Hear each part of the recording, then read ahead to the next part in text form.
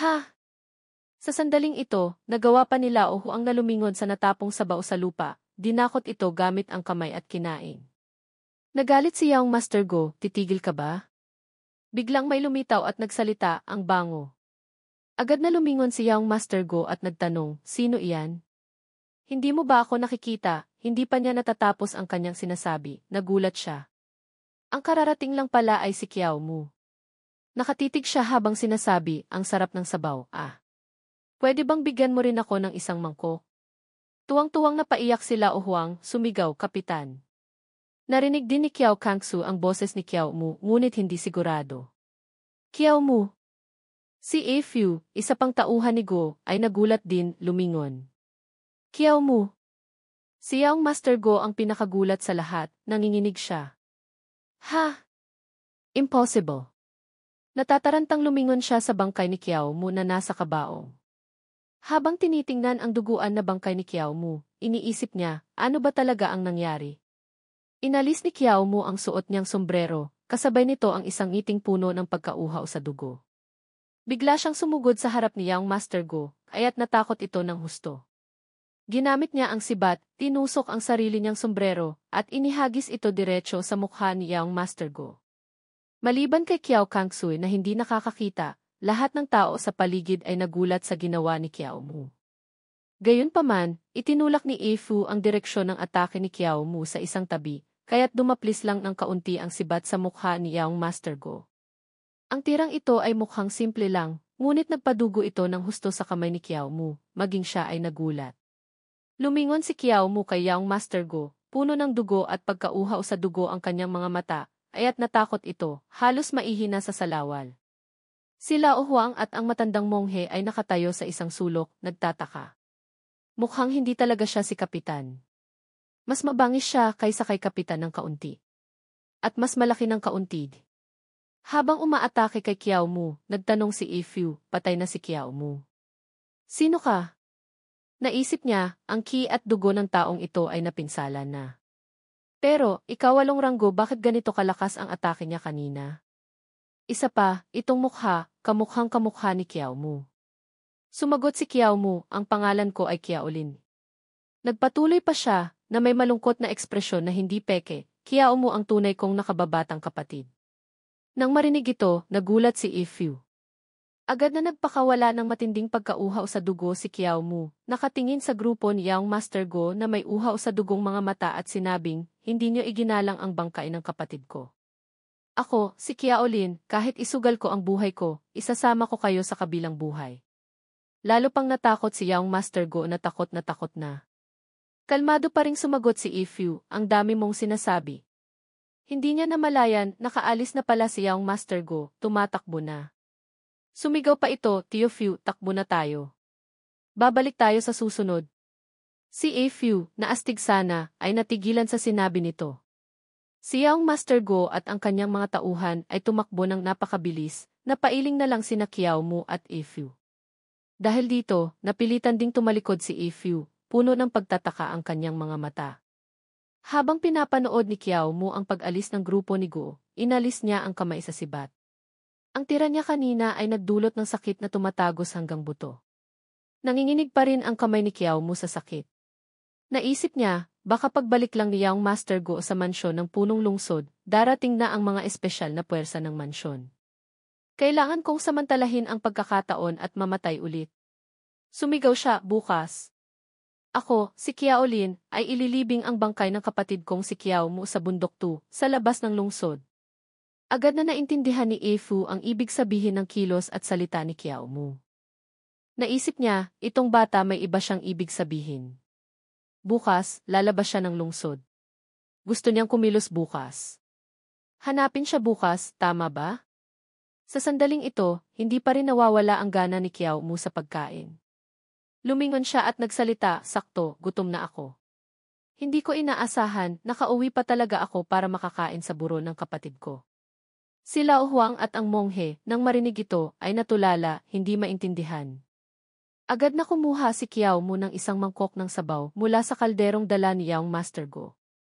Itinaas niya ito sa bibig at masarap na humigop. Sila Huang at ang monghe sa likuran, nang makita ito, ay dali-daling tumakbo para pigilan siya. Sumigaw sila Huang, hindi pwedeng inumin iyan. Iyan ang kapatid mo, hindi pa niya natatapos ang kanyang sinasabi, nakita na niyang masarap na kumakain si Kiao Mu, kaya't hindi niya napigilang sumuka ng husto. Kumuha si Kiao Mu ng isang piraso ng karne, itinaas ito, at sinabing, ito ay atay ng baboy at puso ng baboy, hindi yung iniisip niyo. Yung sinabi ng binatang mayaman na iyon, naniwala kayo. Ang dalawang matanda, nang marinig ang sinabi niya, ay naguguluhan. Nagpatuloy pa siya, isa pa, narinig kong namatay ng kaawa-awa ang kapatid ko, durog ang mga lamang loob. Paano pa makakagawa ng sabaw? Ang dalawang matanda, nang marinig ang sinabi ni Kiao Mu, ay napaiyak sa awa para sa bangkay na nasa kabaong. Naisip ni Kiao Mu, mukhang hindi pa ako nabubuking di.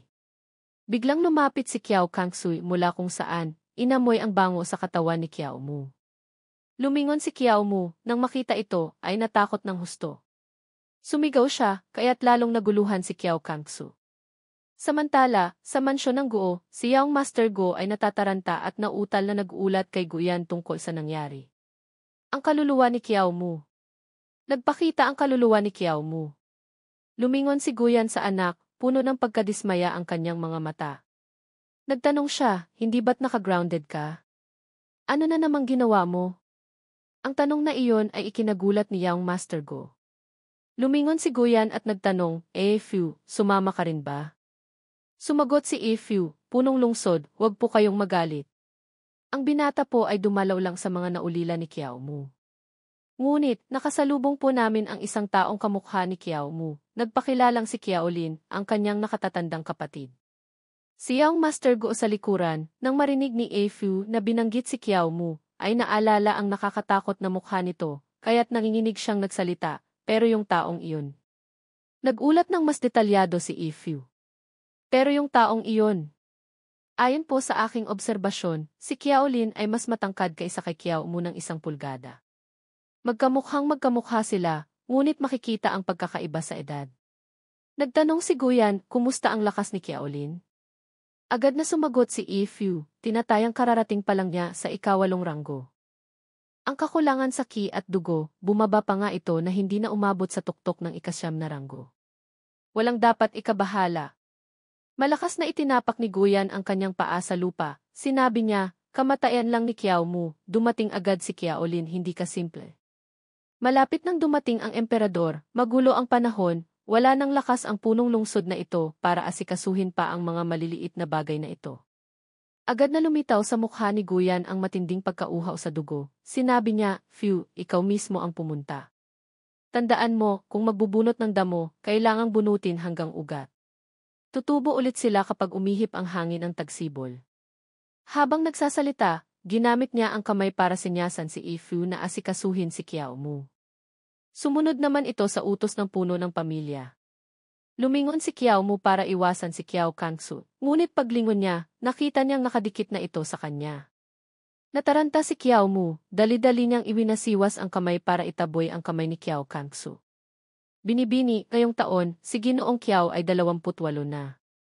Sa bahay, mayroon na siyang 30 kerida, bawat isa ay may 18 uri ng sandata, 36 na talampakang pamaypay na umiikot at bumubulusok. Pakiusap, maging marangal ka. Nagpakita ng pag-iisip si Kiao Kangsu. Sa sandaling iyon, tinawag siya ni Lao Huang mula sa kabilang dako, kapatid na Kiao Lin. Inilagay nito sa kamay ni Kiao Mu ang isang supot ng pera. Nagtaka siya. Kamatayan lang ng kapatid ko ng 1 araw, ang bilis naman ng pagtugon ng pamahalaan. Tiningnan niya sina Lao Huang at ang monghe. Totoo ba talagang tulong pinansyal ito mula sa pamahalaan? Ang dalawa ay nagpakita ng pagkakasala at sumagot, syempre. Naintindihan na ni Kiao Mu. Sa itsura nila, malamang galing ito sa sarili nilang ipon. Ibinalik niya ang supot ng pera kay Lao Huang.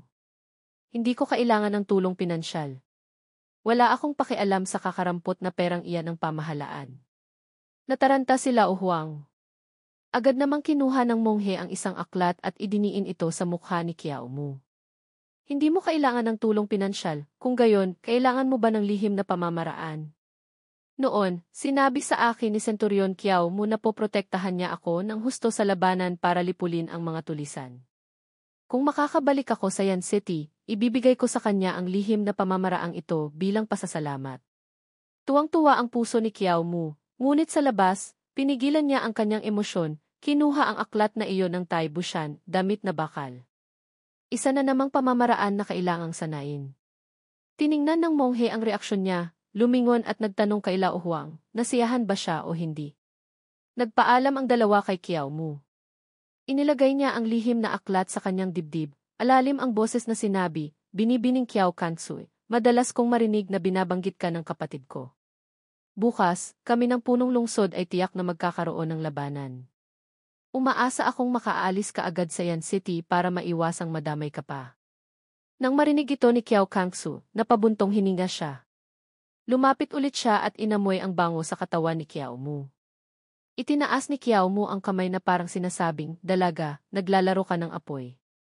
Lumingon siya at gumawa ng isang porma na sa tingin niya ay napakaastig. Ako, si Kiao Lin, maraming taon kong pinaghirapan ang aking bakal na hita. Nasa edad ako na parang lobo, parang tigre. Itong katawan mo hindi makakayanan. Nang marinig ito ni Kiao Kangsu, gusto na lang siyang sapakin. Tumigil ka na sa pag-arte. Sigaw niya sa mukha ni Kiao Mu, sinasadya mong magsalita ng kakaiba para guluhin ang aking paghuhusga. Kahit hindi nakikita ng mga mata ko, nabasa na kita. Ang amoy sa katawan mo, ang boses mo kapag nagsasalita, ang tono sa dulo ng bawat pangungusap, ang dalas ng iyong mga hakbang lahat iyan ay si Kiao Mu. Matapos mapagalitan, sa wakas ay naging tapat na rin siya. Ang isang bulag na hindi nakakakita, na gustong mamuhay mag-isa sa magulong panahong ito, talagang kailangang may kaunting kakayahan. Ate Xue, hindi ka ba talaga apelidong Ning? Napabuntong hininga si Kiao Kangsu. Mukhang tama ang hula ko. Nagtaka siya. Kung gayon, paano mo sila naloko? Nagpanggap ka ba o nagbago ng anyo? Walang pakialam na sumagot si Kiao Mu, halos ganoon na nga. Sa katunayan, sa labanan sa mga tulisan, malubha ang pinsala sa katawan ko, nahulog ako sa kampo ng kaaway. Akala ng mga kasamahan kong sundalo patay na ako. Pagkatapos, maswerte akong nakilala si Ginoong Wang Songhe, isang dalubhasa sa landas ng immortalidad. Siya ang nagligtas sa akin at tinulungan akong lokohin sila. Nag-isip ng kaunti si Kiao Kangsu. Isang kakaibang tao mula sa landas ng immortalidad. Ganoon pala. Ganoon pala di. Sumandal siya sa baba, lumingon at nagtanong, naaalala ko, kada 2 araw, sinasabi mo na noong bata ka pa, may isang kakaibang tao na nagsabing mayroon kang likas na espiritual na pakiramdam, hindi ka ordinaryong tao. Gusto kanyang gawing disipulo. Kaya lang, ang pamilyang Kiao ay isang malaking angkan ng martial arts, ayaw makipag-ugnayan sa mga kakaibang tao. Ngayon, kinikilala mo na pala ang landas ng immortalidad. Kinuha ni Kiao Kangsu ang kanyang tungkod. Bulag na ang mga mata ko, hindi ko na matatahak ang landas ng martial arts. Ngunit baka di. Bigla siyang tumayo, tumingin sa kalangitan. Maaari akong tumahak sa landas ng immortalidad. Tiningnan ni Kiao Mu ang eksenang ito, nag-isip sa sarili. Talaga nga, magsisimula na naman ang kwento ng langit ng mata, na magbubukas pagkatapos ng gabi ng paglipol sa angkan, dudurugin ang santo ng martial arts. Biglang nagsalita si Kiao Kangsu. Kiao Mu Li. Tumayo siya sa harap niya, natatakpan ng liwanag ng araw ang kanyang mukha. Alisin mo na ang kamay mo di. Umihip ang hangin kasing banayad ng kanyang boses. Sa labas ng lungsod na ito, lahat ay tauhan ni Guyan. Siya mismo ay isang ika-6 na ranggong martial artist, dagdagan pa ng kampo ng mga sundalo na may ilang libong tao. Kakapasok mo pa lang sa ika-8 ranggo, at dahil sa tayan mo Jai Tidafa, malubha ang pinsala sa iyong pinagmulang enerhiya. Hindi ka mananalo. Kaya, alisin mo na ang kamay mo. Hayaan mo ako, Li. Ganap na determinado ang kanyang mukha. Sayang lang, hindi naintindihan ni Kiao Mu. Nagalit pa siya. Pati ba naman sa kamatayan, gusto mo pang makipag-agawan sa akin? Habang lalong nagsasalita si Kiao Kangsu, lalo siyang nagagalit. Sa katunayan, ngayon ko lang napagtanto. Mayroon akong hangaring maghiganti, ngunit wala akong lakas. Ipinagpalit ko sa iyo ang lihim na pamamaraan para ikaw ang kumilos para sa akin. ngunit hindi ko naman matiis na makita kang mamatay ng dahil doon. Ang ganitong klaseng kalahating pusong pag-iisip, hinding-hindi magtatagumpay sa paghihiganti. Kaya, itong bagay na paghihiganti, talagang hindi dapat ipagkatiwala sa iba. Kinuha niya mula sa kanyang dibdib ang isang aklat. Bukas, aalis ako sa Yan City, hahanapin ko ang landas ng immortalidad. Huwag ka nang lumaban kay Guyan. Muntik ka nang mamatay dahil sa akin, wala akong maibabayad sa iyo. Ibibigay ko sa iyo itong aklat ng 3 alon na sutra. Maaari itong magpakawala ng maraming patong ng panloob na enerhiya, na magpapatuloy na magpapatong-patong, at habang lalong nagpapatong, lalong lumalakas, kaya't makakapagpakawala ng lakas na lampas sa limitasyon. Tuwang-tuwa si Kiao Mu. 3 alon? Ibig sabihin ba nito? Nagpatuloy si Kiao Kangsu. Ito ang pamamaraan ng pamilyang Kiao na ipinasa sa bawat henerasyon ng aming angkan. Tanggapin mo ito, Kiao Mu. Ito na ang huling lihim na aklat. Nang marinig ito ni Kiao Mu, naantig siya, namumuo ang luha sa kanyang mga mata. Exudi. Mabilis niyang kinuha ang aklat mula sa kamay nito, umaagos ang luha, kaya't nataranta ito. Hindi naman siguro ganyan kalaki ang reaksyon mo. Mahina lang siyang umiti at lumingon sa kanya. Ah, nga pala. Hindi ba't nakalimutan na ni Ate Xui ang ipinangako niya sa akin? May pang-aakit na ekspresyon siyang sinabi, itong ensiklopedya ng mga linya, hindi mo pa tapos basahin para sa akin. Nagulat si Kiao Kangsu. Muling umihip ang hangin. Itinaas niya ang kanyang kamao patungo sa kanya. Mayroon kang landas na sinusundan, mayroon din akong sariling landas. Seryoso siyang nagpatuloy, ang landas na ito, hanggat hindi ko naaabot ang layunin, hindi ako titigil. Nanahimik si Kiao Kangsu. Hinigpitan niya ang hawak sa kanyang tungkod. CJ. Sa abandonadong templo sa labas ng lungsod, hihintayin kita ng 7 araw. Mahina siyang nagsalita, pagkatapos ng 7 araw, kung hindi ka dumating ki. Nagbigay siya ng isang pangako. Hindi kung dumating ka, sabay tayong aalis. Makalipas ang ilang sandali, masaya ang kalooban ni Kiao Mu, naglalakad habang kumakanta. Hawak niya ang isang maliit na kahon. Dadalhin ko ang sarili ko para ilibing napakasaya ng kalooban ko. Ay, hindi. Hindi niya alam, may isang anino na nakatayo sa talampas sa likuran niya, nakatingin. Habang naghuhukay ng lupa, bumubuntong hininga siya, kapatid bumaba ka na riyan, iniwan mo akong mag-isa sa mundong ito, ano na ang gagawin ko? Tapos, habang umiiyak, inilagay niya ang kahon sa hukay. Sa itaas ng talampas, si Ifu ay nakasuot ng guwantes, handa na. Tumalon siya pababa, nagpakawala ng isang palad patungo kay Kiao Mu. Hindi inaasahan, naharang ng kahoy na kahon ang palad na iyon. Nadurog ang kahon, ang pinong abo sa loob ay tumalsik sa mukha niya. Dali-dali niyang itinakip ang kamay sa mukha. Ang mga mata ko. Namagaat na mula ang kanyang mga mata, napakasakit. Ito abo ng buto na hinaluan ng apog. Ito ang urna ng abo ng kapatid mo. Dinilaan ni Kiao Mu ang kanyang labi. Ang tawag dito, magkapatid na nagkakaisa, balikat-balikat sa pakikipaglaban.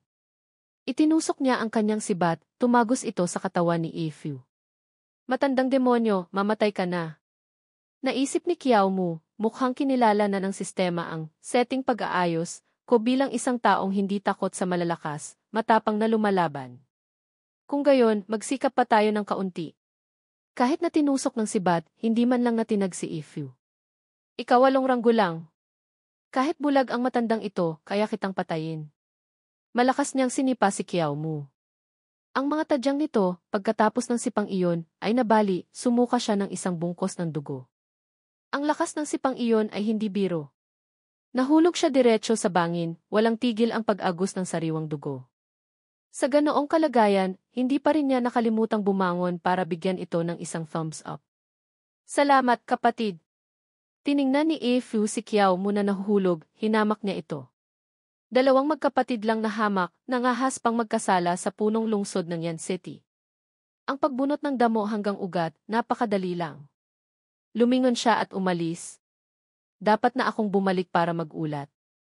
Isang anino ang biglang lumitaw, humarang sa harap niya. Nagulat si Ifu nang makita ang nasa harap niya. Si Kiao Mu pa rin pala. Matandang demonyo. Nangahas kang apihin ang pamilyang Kiao namin na walang tao. Tiningnan niya ito, puno ng pagkauhaw sa dugo, lumakad palapit. Hindi ko inaasahan, may isa pa palang kambal na dumating. Buti na lang, mabilis akong kumilos, kundi sabay ko silang haharapin. Si Kiao mo ngayon ay puno ng lakas ng Tayan Mujay, Tidafa sumugod siya pasulong, inatake ito. Nagulat si Fu. Ang Tayan Mujay Tidafa na naman? Hinawakan niya ang paa nito, pagkatapos ay iwinasiwas ang kamay, malakas na pinalo. Kayong mga taga-Kiao, gusto niyo ba talagang mamatay ng ganito? Kakapasok mo pa lang sa ikawalong ranggo, kaya kitang ubusin hanggang mamatay ka. Isang malaking bungkos ng dugo ang sumuka. Muling naranasan ni Kiao Mu ang pakiramdam na mahulog sa bangin. Muling hinamak ni Fu. Ganyan lang pala. Bigla, isang boses ang umalingaw sa likuran niya. Kumusta, Fu?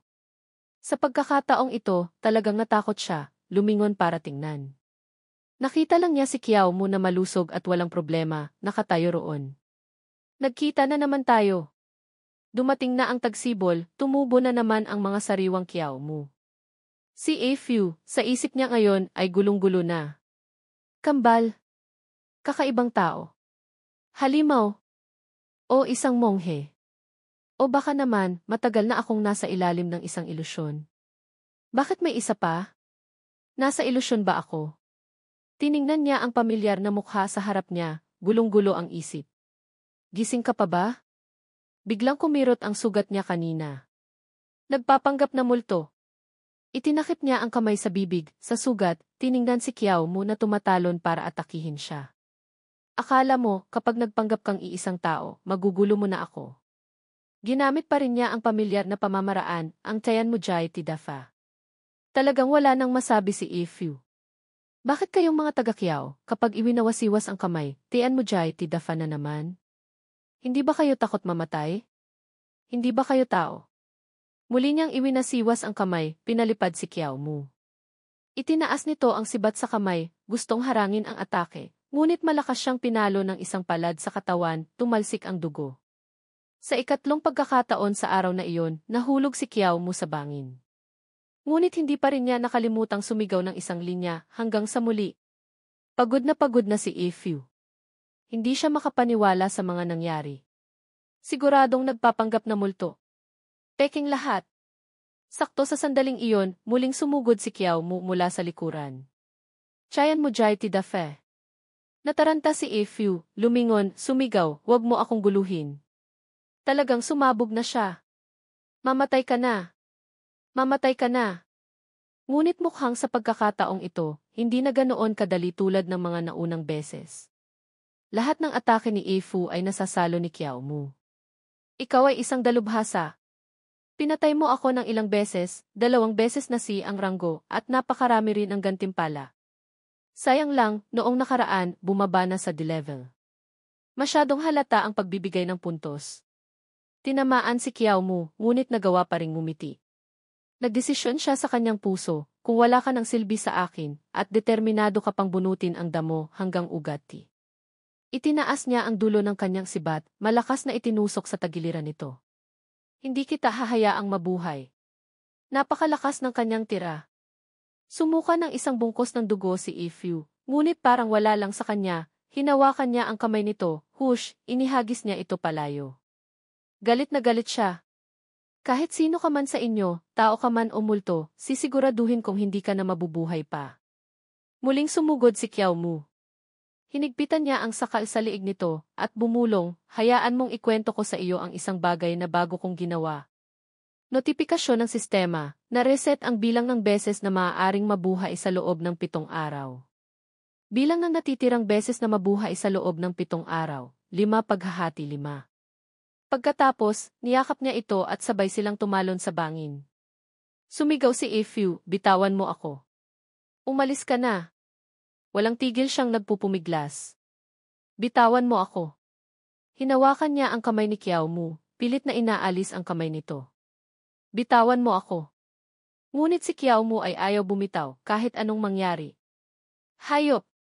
Ikinapit niya ang 2 binti ng mahigpit sa katawan nito. Pagkatapos mabuhay sa ika-4 na pagkakataon sa araw na iyon, isang misteryosong ngiti ang lumitaw sa mukha ni Kiao Mu. Dumiretso siya sa mansyon ng punong lungsod para muling manggulo. Pagkatapos mag-isip, kaswal siyang naglakad patungo sa lungsod habang nagbibilang. Una, papasok ako sa malaking lungsod, magpapalit muna ng pagkakakilanlan. Siyempre, ang pera, dapat bayaran ng punong lungsod. Sa kusina ng mansyon ng Guo, isang payat na kusinero, marumi sa mantika ang mga kamay, ay maihawak na sandok na kahoy, sumasalok mula sa kaldero ng sabaw ng isang mangkok ng malinaw na tubig. Itinaas niya ito sa bibig, titikman sana ang sarap ng nilaga, nang biglang mula sa likuran, lumitaw ang isang itim na anino na may mga matang pula na parang nag-aapoy, sumasalamin, papalapit sa kanya. Natigilan siya. Si Kiao Mu, na parang ipo-ipo, ay pumasok mula sa bintana. Ang dalawang kamay ay nakataas, hawak ang isang tirador na yari sa matigas na kahoy, ang goma ay banat na parang mapuputol na. Ang mga bilog na bato ay sunod-sunod na pinakawalan sa nakakagulat na bilis, parang graniso, tumatama diretso sa mga kusinerong nakatayo roon.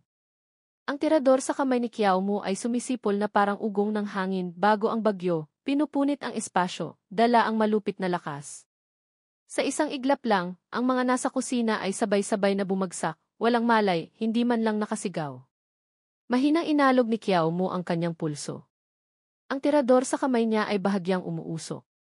Malamig na sumulyap ang kanyang mga mata sa eksena sa harap niya, bahagyang umisi ang gilid ng kanyang bibig. Nabuhay na ako ng maraming beses, pero hindi pa ako nakapagdiwang. Ngayon, kailangan kumain ng masarap pasasalamat sa mga kusinero. Si Kiao Mu ay umupong nakadikwatro sa mamasa-masang sahig. Ang dalawang kamay ay mahigpit na yakap ang mangkok ng pansit na umuusok pa. Mabilis na gumagalaw ang mga chopsticks, ang dilaw na pansit ay umiikot sa kanyang bibig. Sa labas ng pinto, biglang may umingay. Agad siyang sumugod sa pinto, may nakasabit pang hibla ng pansit sa gilid ng kanyang bibig na hindi pa nalulunok. Mula sa siwang, ang boses sa labas ay pumasok. Kifi itong ilong ng aso, ang talas talaga. Pagdating sa pagkain ng karne, alam lang tumakbo sa likod ng kusina. Sa labas, si Young Master Go, hawak ang tali ng aso, ay pumasok sa kusina. Nang makita ito ni Kiao Mu, bahagya siyang kumunot noo, naisip sa sarili, kung kikilos ako agad ngayon, mahuhuli ako. Sa anggulo ng siwang ng pinto, baka may mga alagad pa akong hindi nakikita. Pinunasan niya agad ang natirang sabaw ng pansit sa kanyang bibig, walang pakialam na nag-isip, mahuli kong mahuli. Hindi naman ako takot mamatay. Itinaas ni Young Master Go ang paa, buong lakas na sinipa ang nakasarang pinto. Galit siyang umungol, bingi ba kayong lahat dyan sa loob? Hindi pa ba kayo magbubukas ng pinto? Ang aso sa tabi niya ay hindi rin nagpatalo, tumatahol ng malakas na parang gustong tulungan ang amo. Sumulyap si Young Master Go sa asong tumatahol ng malakas, mahinang napabuntong hininga, sinabi ng may kawalan ng pag-asa, hayop na ito, alam lang kumain. Hindi pa niya natatapos ang kanyang sinasabi, biglang bumukas ng maluwag ang pinto. Isang kamay na kasing bilis ng kidlat ang lumabas, mahigpit siyang hinawakan. Sumara ang pinto ng may malakas na kalabog, kaya't nagulat ang mga alagad, lumingon para tingnan. Ngunit nakita lang nila ang isang tahimik na espasyo, walang kakaiba. Si Young Master Go ay napatumba, malakas na bumagsak ang kanyang katawan sa malamig na sahig. Hindi pa siya nakakabawi, si Kiao Mu ay biglang lumitaw sa gitna ng umiikot na masamang usok. Ang kanyang katawan ay kasing itim ng gabi, mula sa bibig niya ay lumalabas ang mga buga ng malamig na kulay abong usok, kaya't nanigas ang hangin sa paligid. Nang masaksihan ito ni Young Master Go, natakot siya, nanginginig. Maging ang mabangis na asong pangaso sa tabi niya ay umungol ng kaawa-awa. Naging kulay ube ang mukha niya sa takot, pabulong na sumigaw, malaking itim. Kagatin mo siya para sa akin. Natigilan si Young Master Go sa kinatatayuan, nakatingin lang habang ang sarili niyang aso ay nakahiga ng patihaya, hinahaplos ni Kiao Mu, walang anumang pagtutol. Hinaplos ni Kiao Mu ang ulo nito, umiti, sinabing, mabait na aso. Isang malamig na dulo ng sibat ang idiniin sa liig ni Young Master Go, kaya't nataranta siya, itinaas ang kamay para harangin, nanginginig ang kilos, walang anumang lakas. Si Kiao Mu, malamig ang mukha na parang yelo, itinutok ang dulo ng sibat sa kamay niya sa liig ni Young Master Go, puno ng pagbabanta ang tono. Manahimik ka. Sagutin mo lang ang tanong ko. Sa loob ng mansyon ng punong lungsod na ito, Ilan ang mga martial artist na nakapasok na sa ranggo? Namutla si Young Master Go, nanginginig na umatras, nagmamadaling sumagot, ang tatay ko ay ika-6 na ranggo. Bukod doon, may 2 ika-7 ranggo, isa sa kanila si Tio Fu, alalabas lang niya ng lungsod para pumatay ng tao. Yung isa pa, ang pangalan ay Chuwen. Kung ika-8 ranggo, mukhang may 5 o 6. Ika-9 na ranggo, hindi ko alam. Bahagyang tumusok ang dulo ng sibat sa manipis na balat, tumulo ang sariwang dugo ng paunti-unti. Natakot si Young Master Go, hindi nangahas gumalaw. Si Kiao Mu, mula sa itaas, malamig na tumingin pababa, malalim ang boses. Alam mo ba ang tungkol sa Wu Jaihe? O kaya, ang tungkol sa lihim na pag-alis ng emperador ng dakilang yan? Nataranta siya, marahang itinulak ang dulo ng sibat na nakatutok sa kanyang liig. Nanginginig ang mukha sa takot, nauutal na nagtanong, bakit mo alam ang tungkol dito? Dumilim ang mukha ni Kiao Mu, nanlilisik ang mga mata ng malamig, bawat salita ay may diin. Huwag kang magsayang ng laway, sabihin mo ang mahalaga. Nataranta si Young Master Go, dali-daling sumagot, sasabihin ko. Sasabihin ko. Napilitan siyang magsalita. Sabi ng tatay ko, baka sa loob ng 1 buwan, darating sa Yan City ang emperador. Kaya, sinabihan niya akong bawasan ang panggugulo kamakailan. Kumunot noo si Kiao Mu, nagtanong pa, ang eksaktong oras. Ang schedule, ang mga pag-aayos. Nataranta si Young Master Go, sa isip niya, nagbibilang. Kung sasagutin ko siya ngayon, tiyak na papatayin niya ako agad. Kailangan kong mag-isip ng paraan para maakit siya palabas ng kusina. Pinakamaganda, dalhin siya sa kinaroroonan ni Itay. Umiti ng pilit si Young Master Go, nahihirapang sumagot, ganyang kahalagang impormasyon, paano kung malalaman ang mga detalye? Kaya lang, dadalhin kita sa silid-aklatan ng tatay ko, doon mo hanapin, mayroong orihinal na kopya ng lihim na sulat. Alam ni Kiao Mu ang pakana ni Young Master Go, mayabang nang umiti ng bahagya. Gusto mo akong dalhin sa kinaroroonan ni Guyan? Nag-aalala pa naman akong hindi siya kikilos. Pero hindi rin kita hahayaang maging ganyan kadali.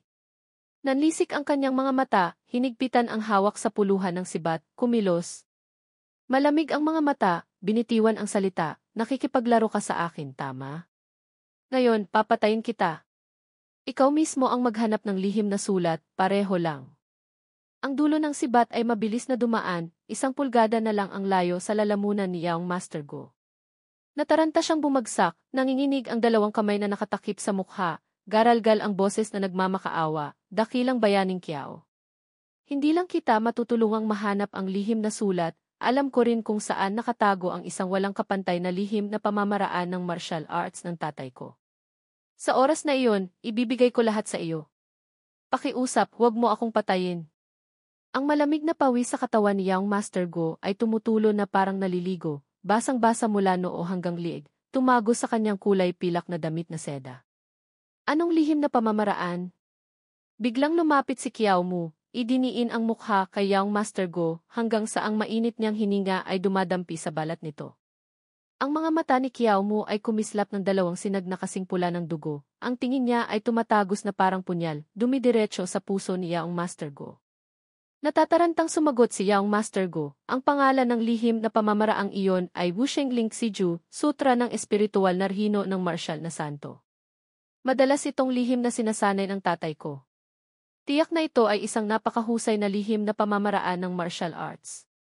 Nang marinig ito ni Kiao Mu, biglang sumibol sa kanyang puso ang isang bugso ng kasabikan. Wusheng Ling Siju. Sa pangalan pa lang, mukhang napakagaling na. Isang kamay niya ang maihawak na sandata, nakasabit sa kanyang baywang, ang kabilang kamay naman ay mahigpit na hawak ang kwelyo ni Young Master Go, binuhat ito sa ere. Matatag ang kanyang mga hakbang, malamig na parang yelo ang mga matang sumulyap pasulong, bawat salita ay may diin. Mauna ka, ipakita mo ang daan. Huwag kang magtangkang makipaglaro sa akin. Sa silid-aklatan ni Guyan, matatag na nakaupo si Kiao Mu sa mesa, matatalas ang mga matang pinagmamasdan si Young Master Go na masipag na naghahalungkat sa mga lumang estante ng aklat. Marahan niyang binuksan ang takip ng isang kahon, kinuha ang isang lumang aklat, at maingat na ibinigay kay Kiao Mu. Puno ng pagtataka ang kanyang mga mata. Ganyang kahalagang bagay, lahat ba ay ikinandado ni Guyan? Huminga ng malalim si Young Master Go, medyo tuyo ang lalamunan, sumagot, bukod sa akin, walang sinumang nangangahas pumasok sa silid-aklatan ng tatay ko nang walang pahintulot. Marahang binuklat ni Kiao Mu ang bawat pahina ng aklat, nakatuon ang mga mata sa bawat linya ng salita. Sa isip niya, biglang sumagi, ano ba talaga itong pamamaraan na ito? Hindi sinasabi ang tungkol sa paghinga, hindi rin sinasabi ang tungkol sa mga kamao, paa, o sandata kundi tungkol sa kutob. Itong lihim na pamamaraan ng pagpapalakas ng espiritu, kutob na sensitibo, nahulaan ang unang kilos ng kalaban ganito ba talaga kahanga-hanga. Biglang lumingon si Kiao Mu patungo kay Young Master Go, kumislap ang pagtataka sa kanyang mga mata. Dali-dali niyang isinara ng malakas ang aklat, ang kabilang kamay naman ay mabilis na hinugot ang dulo ng sibat, itinutok diretso sa liig nito. Malamig ang tono ng kanyang boses. Bakit ganito kanipis ang pamamaraang ito? Baka naman may kalahati pa ito. Walang magawa si Young Master Go, iwinasiwas ang kamay, kumunot ang noo, mukhang nahihirapan, nagsalita. Itong bagay na ito mukhang sa lihim na silid ng tatay ko mayroon pa. Gusto mo bang dalhin kita roon para tingnan? Malamig na nagbabala si Kiao Mu, puno ng banta ang kanyang boses. Huwag kang magtangkang makipaglaro ha. Dali-daling tumango si Young Master Go, walang tigil sa pagsasabi, syempre. Syempre. Dahan-dahan niyang binuksan ang pinto, palinga-linga ang mga mata na parang magnanakaw. Pautal-utal na humakbang si Young Master Go, sa likuran niya ay si Kiao Mu na sumusunod, nagmamasid. Nagangalit ang mga ngipin ni Young Master Go, sumibol sa kanyang puso ang isang bugso ng kawalan ng pag-asa. Sumulyap siya sa paligid, pilit na naghahanap ng butas para makatakas. Nasa likuran pa niya si Kiao Mu, basta kumilos lang siya ng kaunti, kikilos na rin ito. Pero hindi niya nakikita ang ekspresyon ko. Siguradong may paraan. Siguradong may paraan para makatakas sa kanya. Kung sa loob ng mansyon ng punong lungsod na ito, ang taong pinakamalamang na makakaligtas sa kanya ay ang kanyang ama at si Chu Wen lamang. Ang braso niya ay nakakandado ng mahigpit ni Kiao Mu na parang bakal na pang-ipit. Lahat ng kilos ay walang silbi, nararamdaman lang niya ang sakit na kumakalat mula sa kasukasuan hanggang sa dulo ng mga daliri. Lihim na sumulyap si Young Master Go sa likuran, basang-basa ng malamig na pawis ang kanyang likod. Sa isip niya, biglang sumagi wala si Itay sa silid-aklatan. Siguradong nasa lihim na silid pa siya. Basta makarating lang ako sa lihim na silid, tiyak na mabubuhay ako. Biglang nagulat si Young Master Go. Sa tapat niya mismo ay si Chu Wen na nagbabantay sa harap ng pinto ng lihim na silid. Sa puso niya, lihim siyang nagsaya. Pagkakita pa lang ni Chu Wen sa anino ni Young Master Go, agad siyang yumuko, nagbigay galang, umalinggaw ang magalang niyang boses. Binata. Kahit nasa harap na ni Young Master Go si Chu Wen, hindi pa rin siya nangahas magsalita para humingi ng tulong. Kumibot-kibot ang kanyang mukha, nagmamakaawa ang mga matang nakatingin ang diretsyo kay Chu Wen, sa isip niya, sumisigaw, Chu Wen. Tulungan mo ako. Tila may napansin si Chu Wen na kakaiba. May mali di. Nagtagpo ang tatlong pares ng mata sa isang sandali ng tahimik na puno ng pagtataka. Tulala si Chu Wen, desperado si Young Master Go, si Kiao Mu naman ay malamig na parang punyal. Bahagyang naningkit ang mga mata ni Young Master Go, unti-unting sumilay ang isang mapagwaging ngiti sa kanyang labi. Naintindihan na niya ang ibig sabihin nito. Ang ideyang iyon ay kumislap sa kanyang isip na parang kidlat, sumibol sa kanyang puso ang isang hindi maipaliwanag na kasabikan. Namula si Chu Wen, yumuko para iwasan ang tingin ni Young Master Go, mahina ngunit matatag ang boses. Binata, pakiusap, maging marangal ka. Huwag kang sumulyap-sulyap sa akin. Ako, si Chu Wen, may edad na, may asawa na sa bahay, hindi ako gusto ng mga lalaki, lalo na ang grupo ng 3. Walang magawa siyang nagsalita, ha? Ano bang sinasabi mo? Bigla, mula sa likuran, isang matalas na dulo ng sibat ang sumugod, tumusok diretsyo sa dibdib ni Young Master Go. Tumalsik ang dugo, namula ang buong paligid. Napanganga siya, isang itim na dugo ang bumulwak mula sa kanyang bibig, dumaloy sa kanyang damit na brokado, binasa ang bawat hibla ng tela. Nanlilisik ang kanyang mga mata sa matinding sakit, na parang may gusto siyang sabihin, ngunit hindi makapagsalita. Nanginig ang buong katawan niya, naglitawan ang mga ugat sa liig, kumakapit ang 2 kamay sa hangin. Natigilan si Chu Wen, nanlalaki ang mga mata sa matinding takot, nakatingin sa eksena sa harap niya, hindi makapagsalita. Sa tapat niya ay si Kiao Mu, na may malamig na tingin, bahagyang umisi, isang ngiting puno ng kahulugan, na parang lahat ng bagay ay nasa plano na niya. Si Yaong Master Go, sa matinding sakit, walang tigil sa panginginig ang katawan, nanlalabo ang mga mata, may mga pulang guhit ng dugo, puno ng desperasyon ang tingin na nakatuon kay Chuen. Itinaas niya ang kamay, pilit na nagsalita ng mahina, tulungan ako tulungan. Bawat hininga ay nagiging mahirap na parang unti-unti nang nawawala ang buhay sa kanyang mga kamay. Bigla, bumagsak siya sa sahig, wala nang lakas ang katawan. Nataranta si Chuen, umatras, nanlalaki ang mga mata sa matinding takot, at sumigaw, may asesino. Galit siyang humugot ng espada, sumugod na parang rumaragas ang bagyo, umuungol, nasa panganib ang binata. May asesino!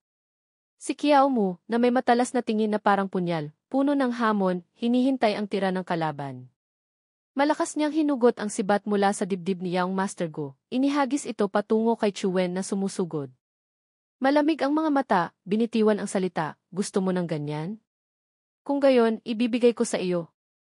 Sa likuran ni Kiao Mu, biglang bumukas ang pinto. Isang kakaibang kulay ube na masamang enerhiya, makapal, ay agad na kumalat, bumalot sa espasyo.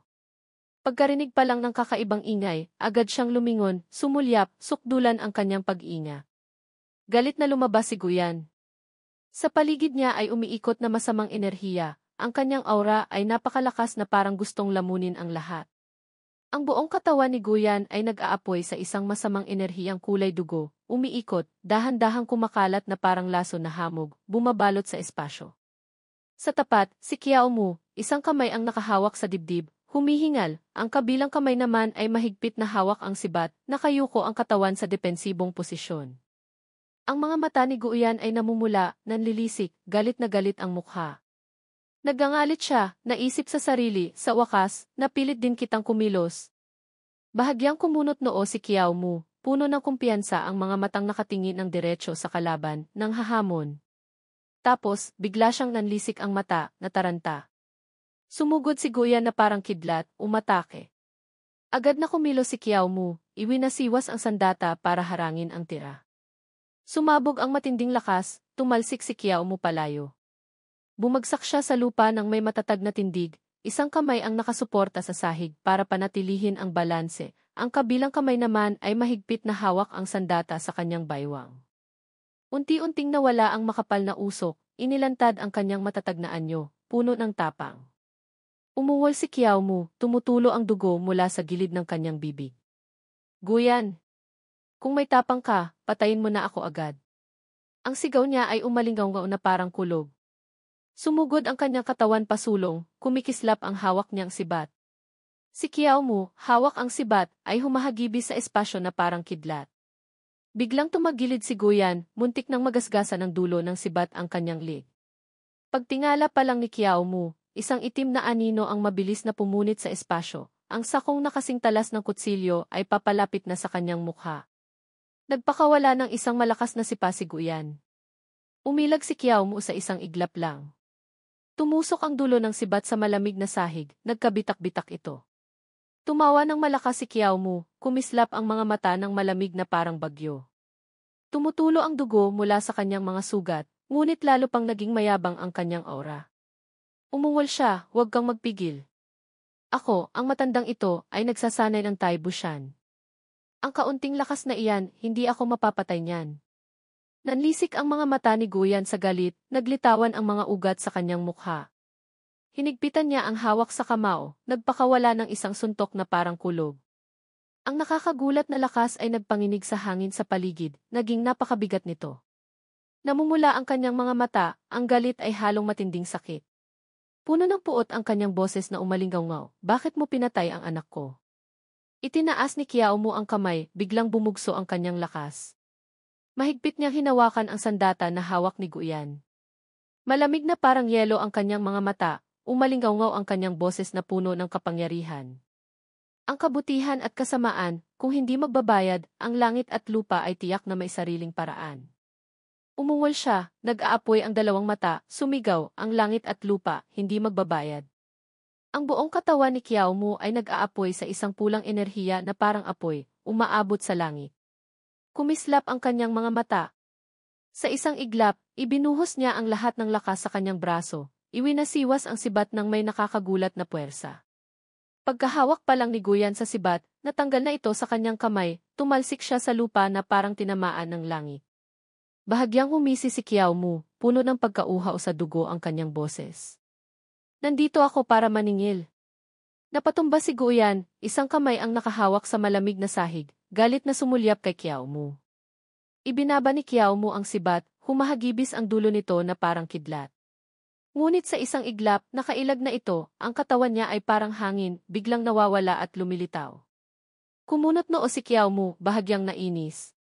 Agresibong sumugod ang dulo ng sibat, pinupunit ang hangin, dumidiretso kay Guyan. Hawak niya ng mahigpit ang bakal na sibat, ang matulis na dulo ay nakatutok sa kalaban. Pagkapalit pa lang ni Kiao Mu ng posisyon, kumislap ang pilak na sandata. Hindi pa niya ito napapakawalan, si Guyan ay parang malakas na hangin na pumupunit sa hangin, lumalapit. Iwinasiwas niya ang braso na parang ahas na dumadamba, malakas na tinabig ang sandata sa kamay ni Kiao Mu. Lumapit siya, idiniin si Kiao Mu, puno ng pagbabanta ang kanyang boses. Kiao Lin, pagkatapos mong mamatay, ibibitin ko ang bangkay mo sa tarangkahan ng lungsod, ibibilad sa araw ng 10 araw, para ialay sa kaluluwa ng anak ko. Nagpakawala ng lakas si Guyan, isang palad na nakakagulat. Ang lakas ay sumisira sa langit. Isang tira lang, hindi na nakontrol ni Kiao Mu, tumalsik siya paatras. Ang mga alagad na nakatayo sa likuran, nang masaksihan ito, ay natarantang nagsalita, punong lungsod. Tumalsik si Kiao Mu na parang tuyong dahon, malakas na bumagsak ang katawan sa bakal na pinto ng may malakas. Kalabog. Ang dugo mula sa gilid ng kanyang bibig ay walang tigil sa pag-agos, namumula sa kanyang puting damit. Nanghihina ang buong katawan niya, nanginginig ang bawat daliri sa matinding sakit. Pinilit niyang itaas ang mukha, mahina ngunit puno ng determinasyon ang kanyang boses. Isang malinis na hiwa na lang. Pinilit niyang magsalita, kahit basang-basa na ng dugo ang kanyang damit, naglitawan ang mga ugat sa kanyang noo, namumula ang mga mata na parang apoy. Ngunit, sa gilid ng kanyang labi ay may ngiti pa rin, kalahating tigas ng ulo, kalahating sakit na tumatagos hanggang buto. Dali-daling hinugot ni Guyan ang espada mula sa kaluban ng isang alagad, kasing bilis ng kidlat ang kilos. Kumislap ang malamig na bakal sa isang iglap. Ang kanyang mga hakbang ay dumadagundong patungo kay Kiao Mu na parang ipu-ipo. Ang kumikinang na espada ay itinaas, kaya't natakot si Kiao Mu, nanlisik ang mga mata, hindi pa nakakabawi sa nangyayari. Walang pag-aatubiling umatake si Guyan. Ang kumikinang na talim ng espada ay malakas na iwinasiwas, pumunit sa hangin ng may malakas na ugong. Tumalsik ang dugo mula sa braso ni Kiao Mu, namula ang lupa. Umuwal si Kiao Mu sa sakit, nanginginig ang buong katawan, lumuhod ang 2 paa dahil sa pagkawala ng dugo.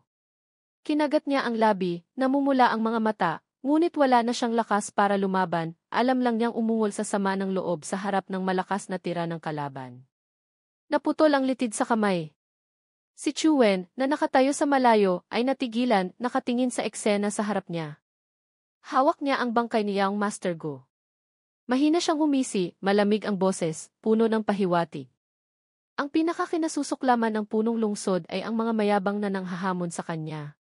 Baka putulin niya ang lahat ng litid ni Kiao Lin na ito para ilabas ang kanyang galit. Baka tiyak na gagamit siya ng libu-libong paraan para ibitin ang buhay nito para pagdusahan niya. Biglang dumilim ang mukha ni Guyan na parang maulap na langit. Ang banal na espada ay gumuhit ng isang malupit na linya sa gitna ng hangin. Matigas ang kanyang boses na parang bakal. Susunod, ang litid sa paa. Ang matalas na talim ng espada ay tumusok diretso sa paa ni Kiao Mu. Tumalsik ang dugo, namula ang lupa. Isang pigil na ungol. Bumagsak siya sa matinding sakit na parang pinupunit ang laman. Nanginginig ang buong katawan sa sakit, naninigas. Kinagat niya ang labi, pinilit tumayo. Umiikot ang ulo, nag-iisip, itong matandang demonyo, hindi talaga ako papatayin. Gusto niya akong pahirapan. Hinding-hindi ko siya hahayaang magtagumpay.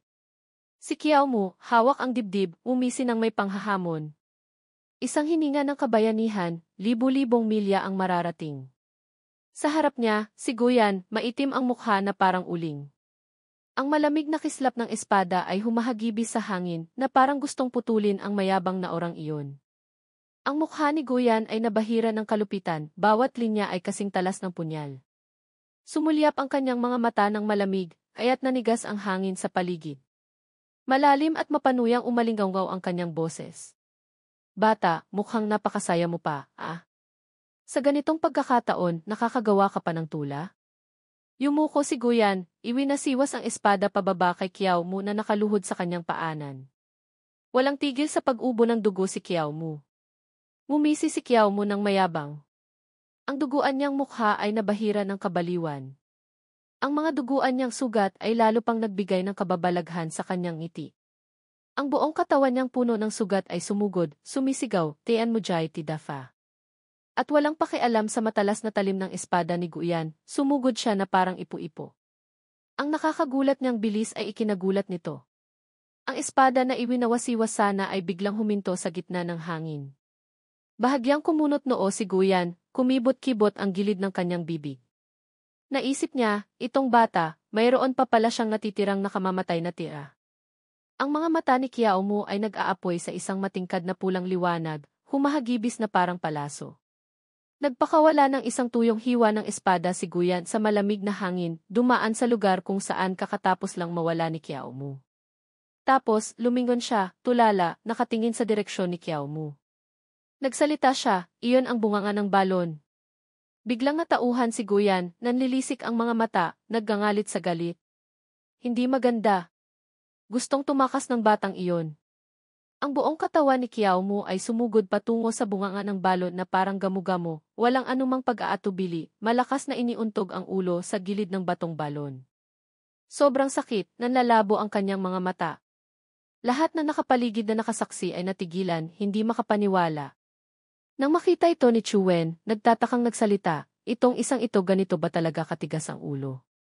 Ang mabigat na puluhan ng espada sa kamay ni Guyan ay bumagsak ng malakas, tumusok ang dulo ng espada sa malamig na sahig.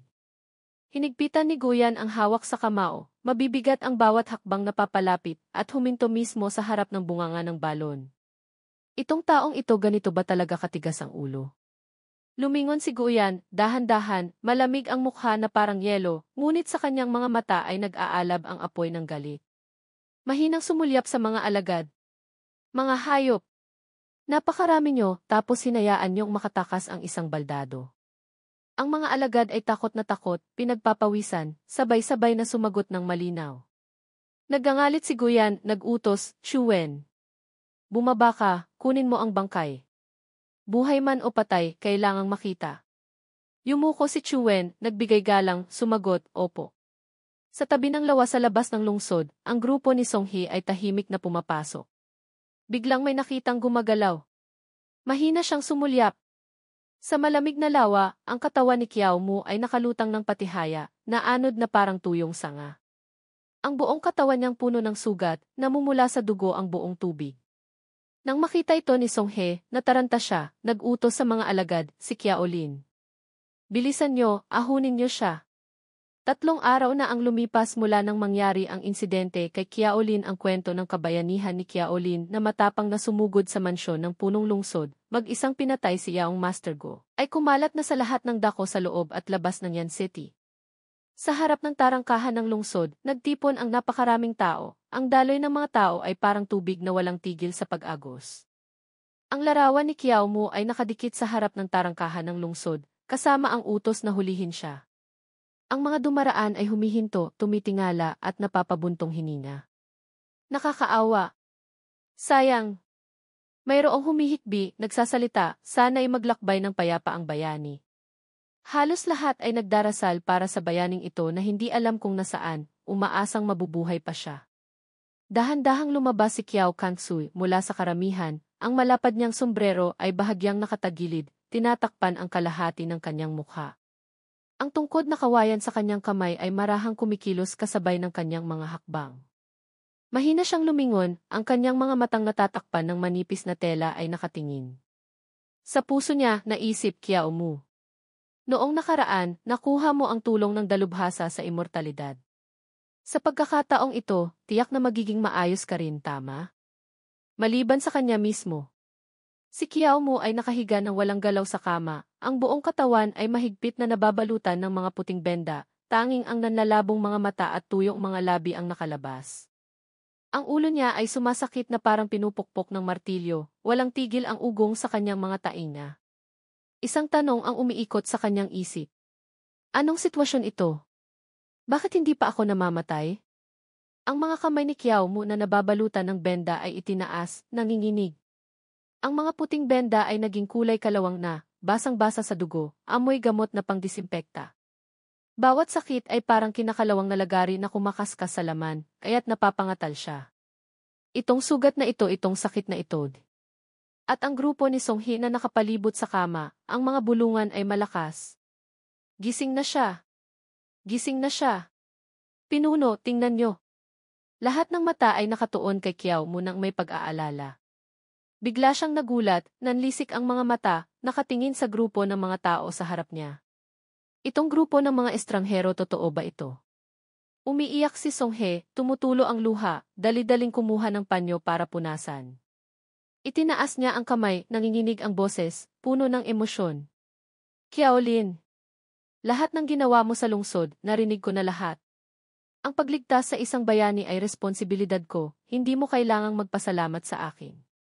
Pinilit ni Kiao Mu na umupo, puno ng galit ang mga mata, gustong magsalita, ngunit naninikip ang lalamunan, kaya't sumigaw lang siya sa kanyang puso.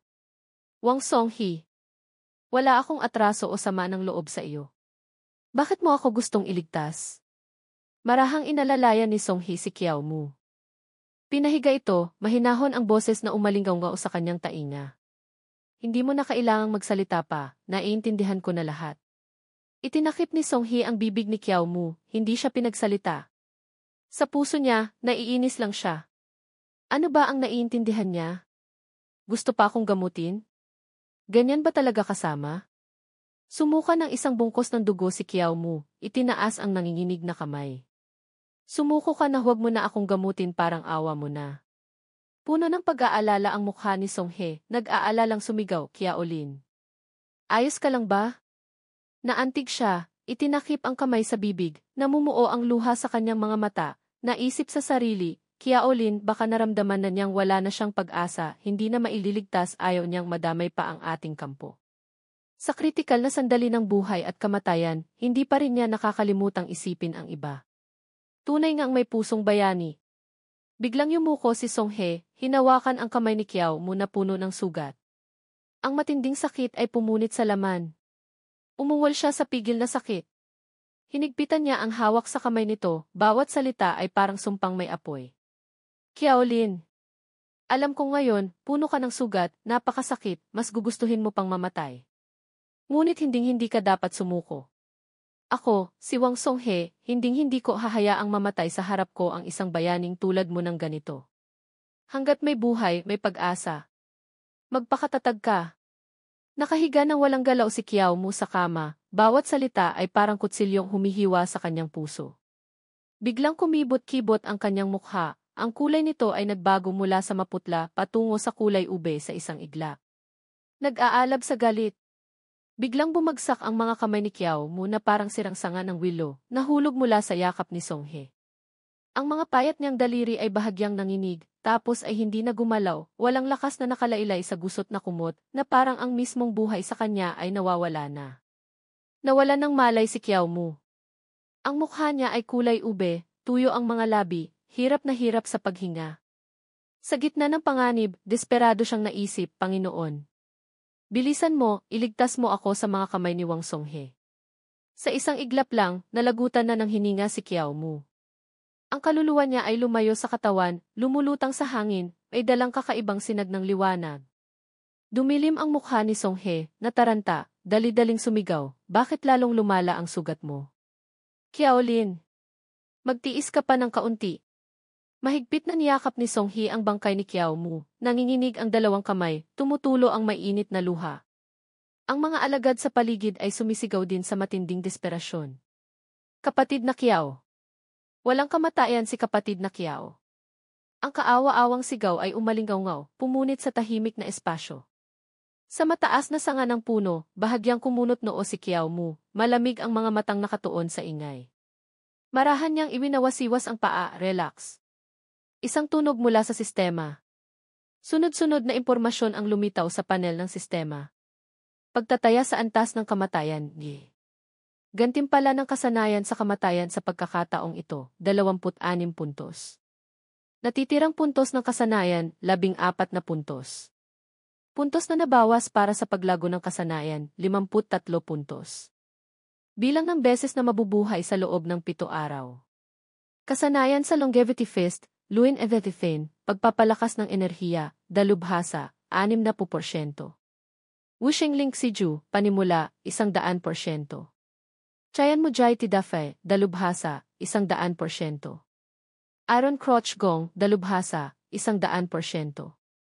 Iba pang gantimpala, paglago ng ki at dugo. Bahagyang kinagat ni Kiao Mu ang isang dahon, nakatitig ang mga matang mapanuri sa kumikislap na impormasyon sa panel ng sistema.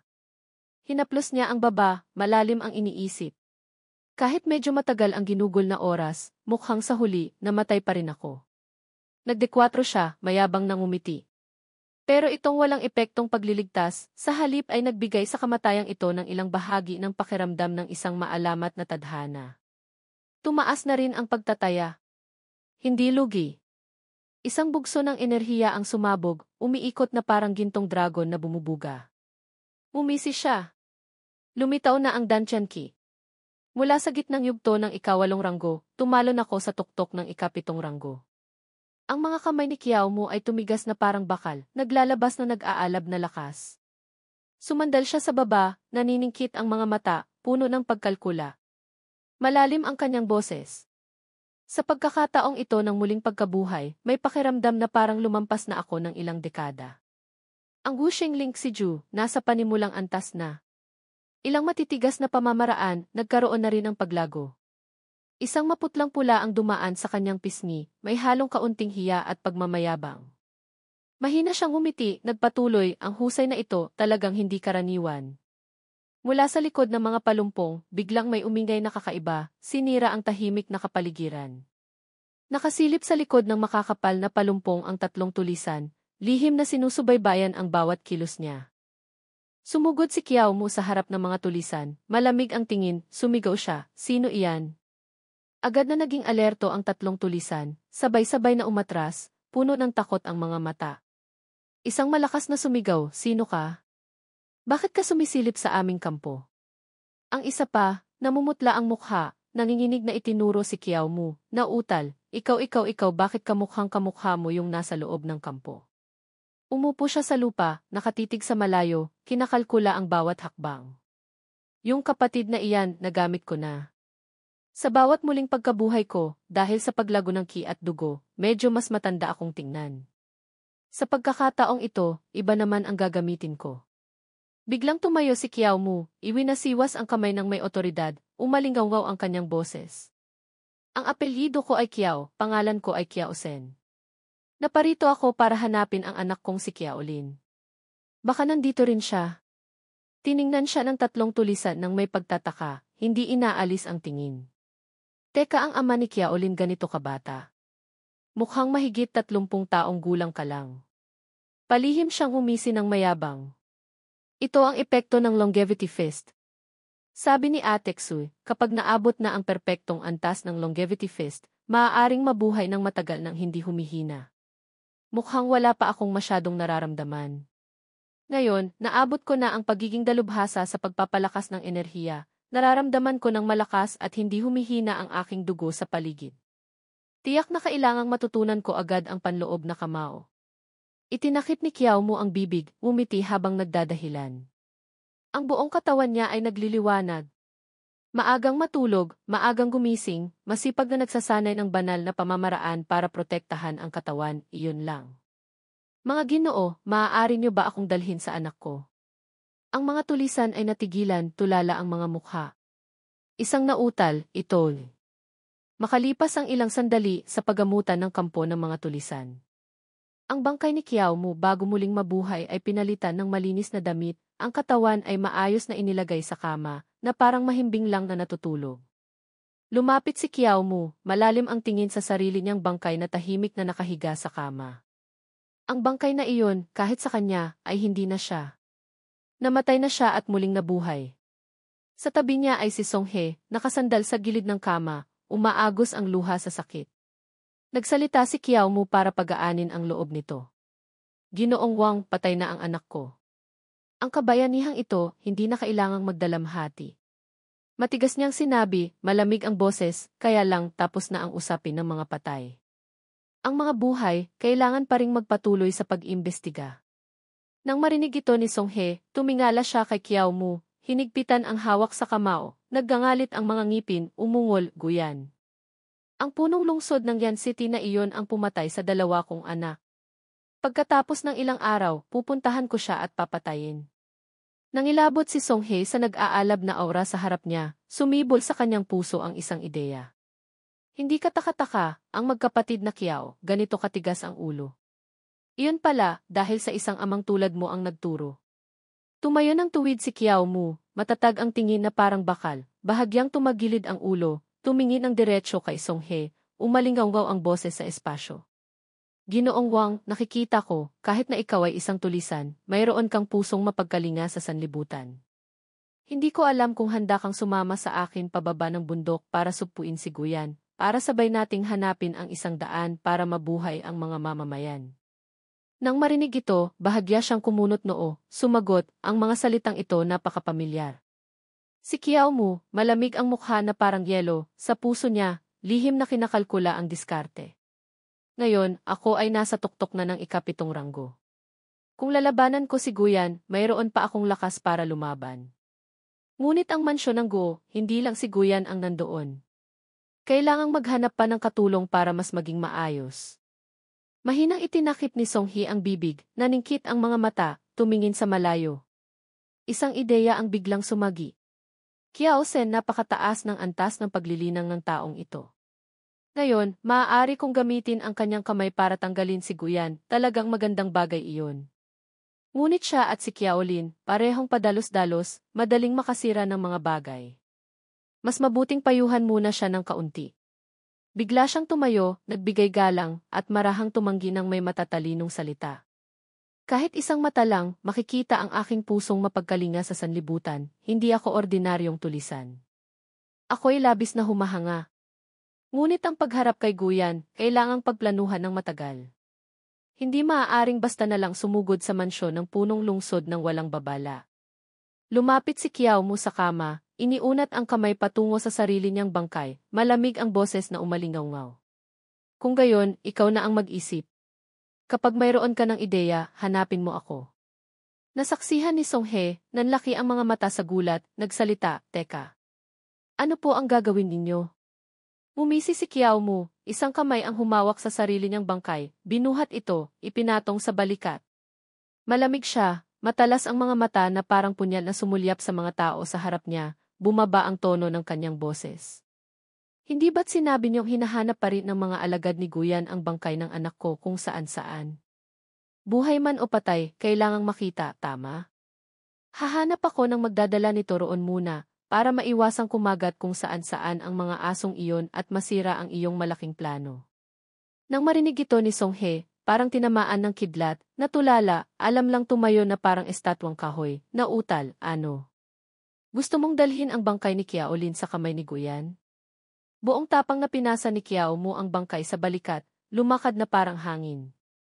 Namutla si Songhe, nagmamadaling humabol, iniunat ang kamay, walang pag-asang kumapit.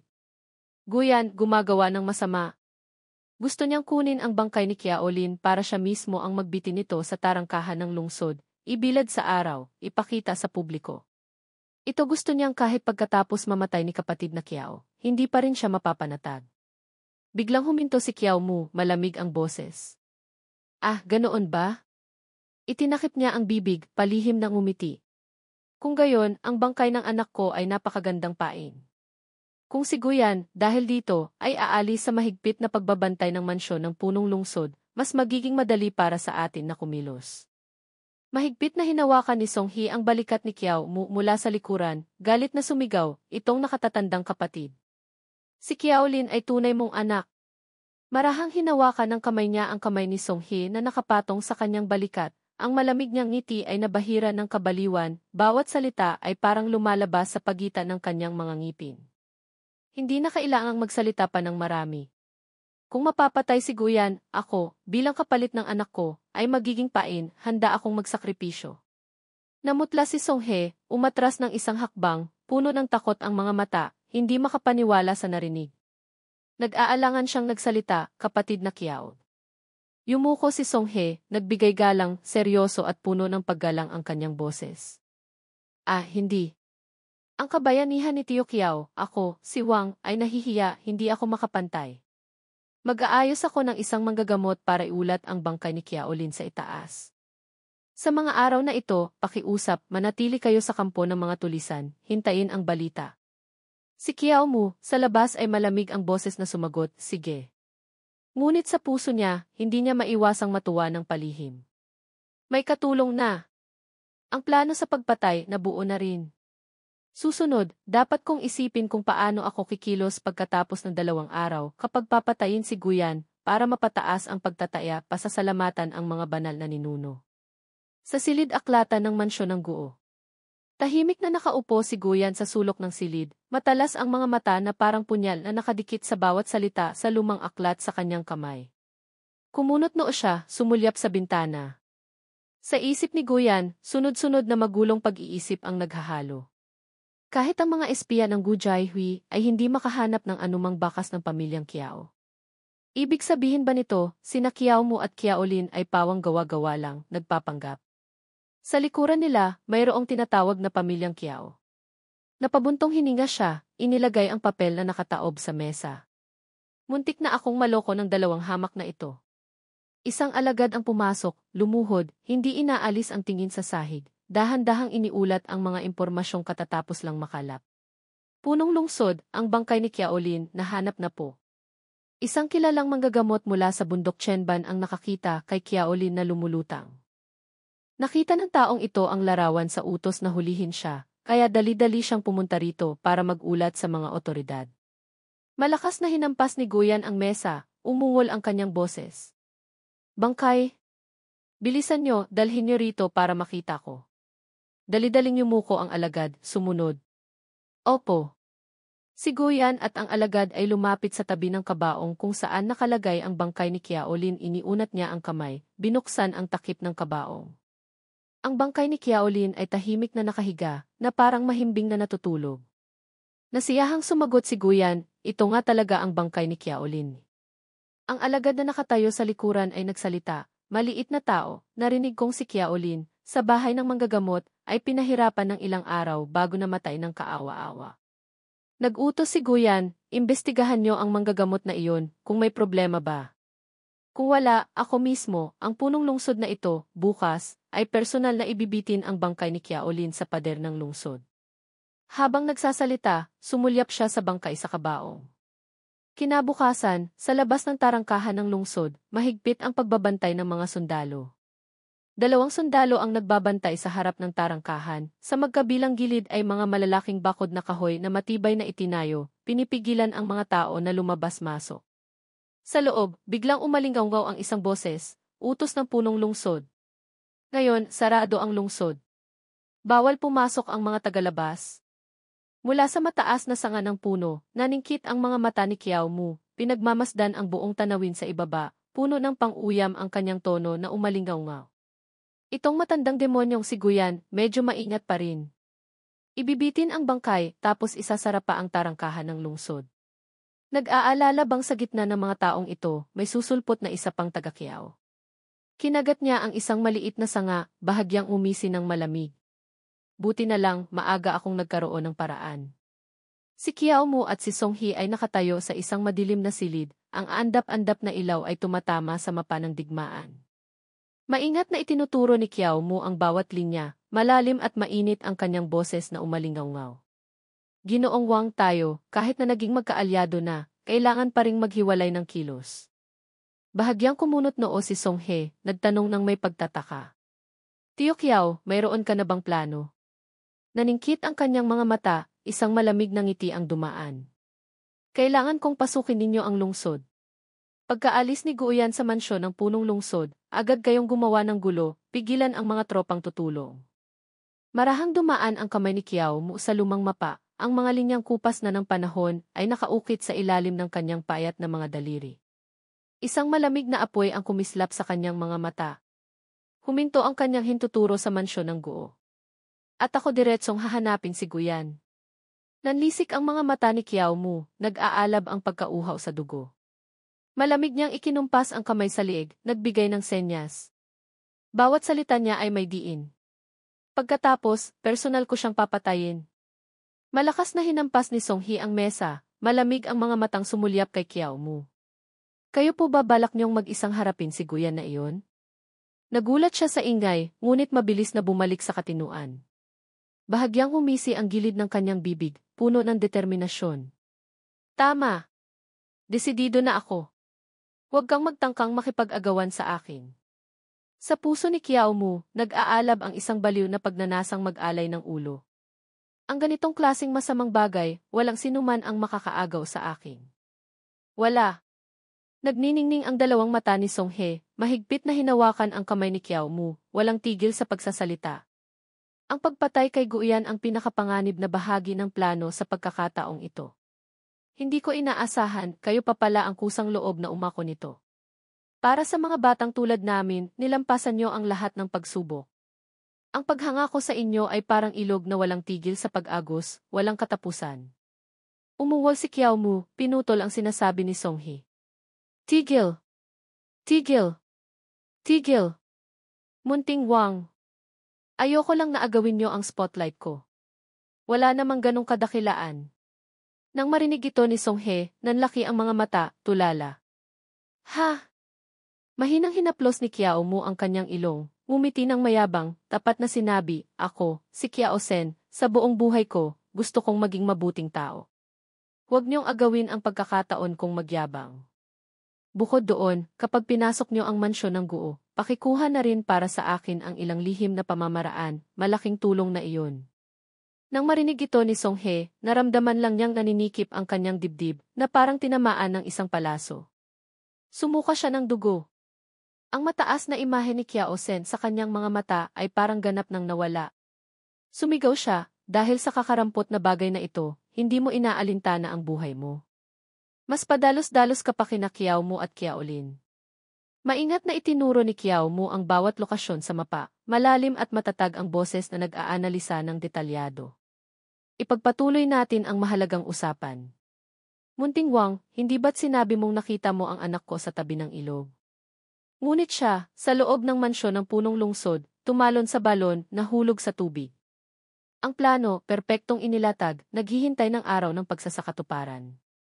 Ayon sa hulang ito, sa ilalim ng mansyon ng punong lungsod, dapat mayroong isang ilog sa ilalim ng lupa, isang daanan na diretsyo sa kabundukan sa labas ng lungsod.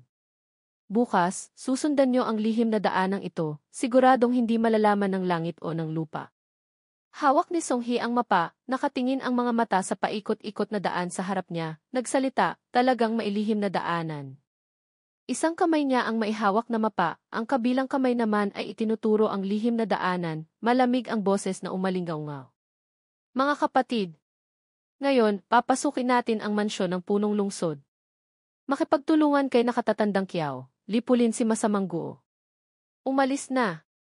Ang mga alagad sa likuran, hawak ang mga sandata, sabay-sabay na sumigaw. Sabay-sabay na umalingaw-ngaw ang kanilang mga hakbang, patungo sa lihim na daanan. Si Kiao Mu ay nakatayo sa harap ng matataas at mariringal na kabundukan, kung saan ang asul na langit ay malinaw, ang mga ibon ay lumilipad na parang nagpipinta ng isang napakagandang tanawin ng kalikasan. Nag-inat siya, pinapakalma ang mga kalamnan sa braso, bahagyang umisi ng malamig, kumislap ang kanyang mga mata ng matalas na parang talim ng espada. Tapos bumulong sa sarili kung iisipin ang oras. Si Wang Song Hee at ang iba pa, malamang nahanap na nila ang lihim na daanan. Kung gayon, dapat na rin akong magsimulang kumilos. Lumapit si Kiao Mu sa mataas na talampas, tumingin pababa sa malalim na bangin. Dumaan ang malamig na hangin sa kanyang buhok, parang huminto ang kanyang hininga. Ang taas na ito maganda. Kung mahuhulog, tiyak na mamamatay. Naghanda si Kiao Mu, sumugod diretsyo sa malalim na bangin. Isang tunog mula sa panel ng sistema, tapos ay lumitaw ito sa harap niya. Sistema! Sa pagkakataong ito, buhayin mo ako sa itinakdang lugar ng muling pagkabuhay kanina. Sa labas ng lungsod, isang bakanteng hardin na walang bahay. Umupo si Kiao Mu, binuklat ang isang lumang tabla sa sahig. Sa madilim na espasyo, dalawang mahabang sibat, malamig, ang lumitaw. Dumaan ang liwanag sa matatalas na uka. Hindi niya napigil ang sabihin, ang gamit na ito napakakinabang. Diretso nang nabuhay sa loob ng lungsod. Ang dalawang sibat ay magkatabing nakahiga, na parang naghihintay sa kamay ng kanilang amo. Nahihirapang nagsalita si Kiao Mu, paano isinara ang lungsod. Malaking puno. Malaking puno. Guyan. Nandito na ako. Makalipas ang ilang oras, si Guyan, nakasakay sa kabayo, ang nangunguna, kasunod ang isang hanay ng mga alagad, buong tapang na lumabas ng lungsod. Ang yabag ng mga kabayo ay dumadagundong sa malamig na lupa. Ang mga mahihirap at gutom na tao sa tabi ng daan ay tumitingala, sinusundan ng tingin ang itim na karwahe na marahang gumugulong sa daan ng lupa, hila-hila ang isang mabigat na kabaong nayari sa kahoy. Si Guyan ay nakaupo ng matatag na parang estatwang bato sa kanyang kabayo, ang mga mata ay nakadikit sa kawalan sa harap niya. Bawat yabag ng kabayo ay parang tumutugtog ng isang malungkot na tambol. Ang mga alagad ay nakahanay, nagsisikap na itulak ang karwahe pasulong. Sa magkabilang gilid ng daan, bumubulong ang mga tao. Hindi ba't sinabing ililibing ni punong lungsod si Young Master Go ngayon? Pero bakit walang nakadamit ng panluksa? Mayroon namang napabuntong hininga, ay, ang Yan City kailan kaya matatapos ang mga araw na ito? Biglang umalingaw ang kanyang matigas na boses, mabilis na nag-utos. Buksan ang kabaong. Itaas ang bangkay. Isang alagad ang sumugod, sinipa ang takip ng kabaong, inilantad ang loob kung saan nakahiga ng maayos ang bangkay ni Kiao Mu. Dahan-dahan niyang iniunat ang kamay sa kabaong, ang malamig niyang mga daliri ay sumusunod sa buhok, hinawakan si Kiao Mu. Malakas niyang hinila ang buhok na parang humihila ng bingwit, tapos ay ginamit ang lakas para buhatin ang bangkay sa ere. Ang mga tao sa tabi ay nagbubulungan. Ay! Sino iyan? Bakit ganyan kaawa-awa ang pagkamatay niya? Mukhang hindi si Young Master Go. May bumulong, medyo pamilyar. Mukhang yung bayaning dating lumaban kay Young Master Go. Talaga? Kahapon, narinig kong may isang taong nagngangalang Kiaolin na pumasok sa mansyon ng punong lungsod. Siya nga iyon. Si Jiang Shen, isang tauhan karakter na hindi nabanggit dati, posibleng isang random na pangalan o kailangan ng karagdagang konteksto, na nakatayo malapit doon, ay nasaksihan ang lahat, malamig na sinusundan ng tingin ang bawat pangyayari. Puno ng galit ang kanyang puso, hinigpitan niya ang hawak sa kamao. Puno ng pagkasuklam ang kanyang puso. Hindi pala ito libing, kundi parada sa kalye. Ang mga pamamaraan ni Guyan, napakasama talaga. Ginamit pa ang bagay na ito para takutin ang lahat. Sa mga susunod na araw, baka kahit may dumating pang bayani, hindi na sila basta-basta kikilos laban sa kanya. Isang maharlika, hawak ang isang pamaypay, ay bumulong ng may pang-uyam. Itong bayaning nagngangalang Kiao, anong klaseng bayani ba iyan? Sa liwanag ng araw, nangahas pumasok sa mansyon ng punong lungsod para pumatay. Ayon sa batas ng dakilang yan, iyan ay isang krimen na dapat parusahan ng kamatayan. Ang karamihan sa likuran ay biglang sumigaw na parang bagyo. Ang mga matang puno ng galit ay nakatuon sa maharlika, malakas na tumututol. Pumasok sa bahay ng iba para gumawa ng kalokohan. Ang ganitong klasing bagay, hindi ba't kaunti lang ang ginawa ni Young Master Go noon? Tama! Bakit hindi mo sinabing lumabag siya sa batas ng dakilang yan?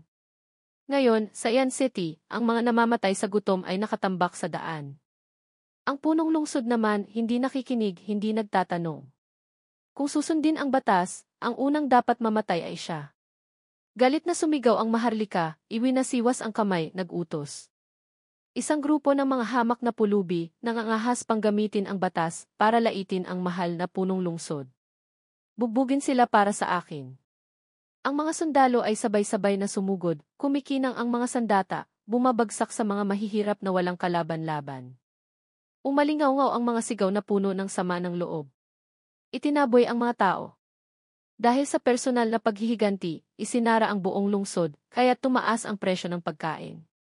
Nakikipagsabuatan ang mga opisyal at mga ngalakal, itinuturing na parang damo ang buhay ng tao. Kayo, maaga o huli, ay makakatanggap din ng parusa. Ang mga maharlika ay ng uyam, tumatawa. Mamatay kayo sa gutom, mga hayop kayo, dapat lang sa inyo. Tumaas ang presyo ng pagkain, hindi ba't makakakuha pa tayo ng kaunting pera? Ang Chan Siang Lo, bahay ng pabango ng tagsibol, sa lungsod, hindi ba't kulang pa ng mga alipin? Bakit hindi niyo subukan doon? Baka ang amoy ng kahirapan niyo ay makadumi sa mga dalaga ko. Nakatingin sila ng may kasiyahan sa mga mahihirap na sabay-sabay na inaatake. Wala silang balak tumigil, mas lalo pang nasiyahan, malakas na ng uyam. Ang mga hamak na tulad nyo, mas mabuting mamatay na lang ng maaga. Maging aso man kayo sa susunod na buhay, mas malakas pa rin kaysa ngayon. Hindi mali. Tulad na nagngangalang Kiao na iyon na sinasabi nyo. Ha ha ha. Isang liwanag ang kumislap, dumaan sa ulo ng isang maharlika, kaya't ang buhok sa ulo niya ay nahulog sa lupa na parang sirang sanga ng wilyo. Natigilan siya, namutla ang mukha, nanginginig ang kamay, hindi maintindihan kung ano ang nangyayari. Isang nakakabinging sigaw ang umalinggaw-ngaw. Ang buhok ko. Isang pulang liwanag ang humagibis, pumunit sa espasyo, pinigilan ang mga mababangis na sundalo na umaatake sa mga mahihirap. Isang bugso ng liwanag na parang bagyo ang nagmula kay Kiao Mu, gumuhit ng isang hindi nakikitang kurba, tinaboy ang mga sundalo, tumalsik sila ng ilang metro. Ang mga tao ay sabay-sabay na sumugod, nagsikap na atakihin ang mayabang na maharlika na nakadapa sa malamig na sahig. Masamang mga ngalakal. May araw ka rin pala. Mga kapatid, sugod. Natakot siya, nagmakaawa, humingi ng tulong. Huwag. Tulungan niyo ako. Tulungan niyo ako, punong lungsod. Ang mga alagad ay dali-daling lumapit, magalang na nagulat. Mahal na punong lungsod, sa tabi ng daan, mukhang may nanggugulo. Bahagyang kumunot noo si Guyan, kalmado ang anyo sa kanyang kabayo, marahang hawak ang tali, malamig ang boses na umalingaungaw. Huwag niyong pansinin. Isang grupo lang ng mga hamak na tao. Bukas, hulihin ang ilan, patayin para magsilbing babala, sapat na iyon. Biglang lumitaw ang isang matalas na sibat, nag-aalab sa pulang apoy, humagibis sa gitna ng karamihan, ang dulo ng sibat ay nakatutok diretso sa tarangkahan ng lungsod. Tila napansin ni Guyan ang kakaiba, naging alerto, tumagilid ang ulo, sumulyap. Ang matingkad na pulang liwanag ay sumasalamin sa kanyang matandang mukha. Ang dulo ng sibat ay biglang sumugod mula sa likuran. Isang tira, tumusok diretso sa dibdib ni Guyan. Sumirit ang dugo, tumalsik sa hangin. Maging ang kabayo ay nataranta, umangal ng sunod-sunod. Bumagsak ang kanyang katawan sa lupa na parang matigas na kahoy. Walang tigil sa pag-agos ang dugo mula sa sugat. Lahat na nakasaksi ay natigilan, namutla. Si Guyan, sa matinding sakit, nanginginig ang katawan, lumuhod. Si Chuen at isang alagad ay tumakbo para alalayan siya, nanginginig ang buong katawan. Isang nakakabinging sigaw ang umalinggaw-ngaw, puno ng takot. Mahal na punong lungsod. Sa isang iglap, ang buong grupo ng mga alagad ay nagsakripisyo, bumuo ng isang bakal na pader sa paligid ni Guyan, sabay-sabay na sumigaw. May asesino! Bilisan nyo, protektahan nyo ang mahal na pinuno. Niyakap niya ang malalim na sugat sa kaliwang dibdib, umaagos ang sariwang dugo na parang bukal, namumutla ang mukha, naggangalit sa sakit. Kaunti na lang kung medyo nahuli lang ako sa pag-iwas ang tinusok ng mahabang sibat na ito ulo ko na sana. Sa tapat, lumapit si Kiao Mu ng mayabang, malalim ang boses na umalinggaw-ngaw. Pagkakita pa lang sa kanya ni Guyan at ng mga alagad, agad silang nagulat, nataranta. Isang nag-aalab na pulang apoy ang bumalot sa anyo ni Kiao Mu, nag-aalab ang pagkauhaw sa dugo sa kanyang nagniningning na mga mata. Itinaas niya ang sibat, umalinggaw-ngaw ang kanyang boses. Pinatay mo ang pamilya ko. Ginamit mo pa ang bangkay niya para ipakita sa publiko. Ang ganitong klaseng malalim na pagkamuhi na may dugo. Ang bakal na hangin sa tainga, umiikot ang aura. Itinutok ni Kiao Mu ang sibat diretso kay Guyan, isang mayabang na ngiti ang sumilay sa gilid ng kanyang bibig. Ang pamilyang Kiao namin ibabalik namin ito ng 1,000 beses. Ang sugat sa dibdib ni Guyan ay walang tigil sa pagdurugo, namumutla ang kanyang mukha, nanginginig ang mga mata, hindi makapaniwala sa eksena sa harap niya. Kiao Lin, hindi ka papatay? Hindi. Hindi. Impossible. Sumigaw siya, Kasabay nito, ibinuhos ang lakas, sumugod na parang kidlat, sumabog ang matinding aura. Mali! Ako ang ama niya. Kiao-sen. Nanlisik ang mga mata ni Guyan sa gulat. Sa isip niya, sunod-sunod na magulong pag-iisip ang naghahalo. Ikaw itong pamilyang Kiao, may kasama pa palang iba. Hayop! Ang pamilyang Kiao, ilan ba talaga kayo? Ano ang pamilyang Kiao ay hindi umiiral? Niloko ako ng Bujaihui. Kumunot noo si Guyan, iwinasiwas ang kamay, nag-utos, ang boses niya ay kasing lakas ng kulog. Ano pang tinitingin-tingin niyo riyan? Patayin niyo siya. Ang mga alagad ay sabay-sabay na humugot ng sandata, na parang gutom na mga lobo na nakawala sa kulungan, umungol, sumugod pasulong.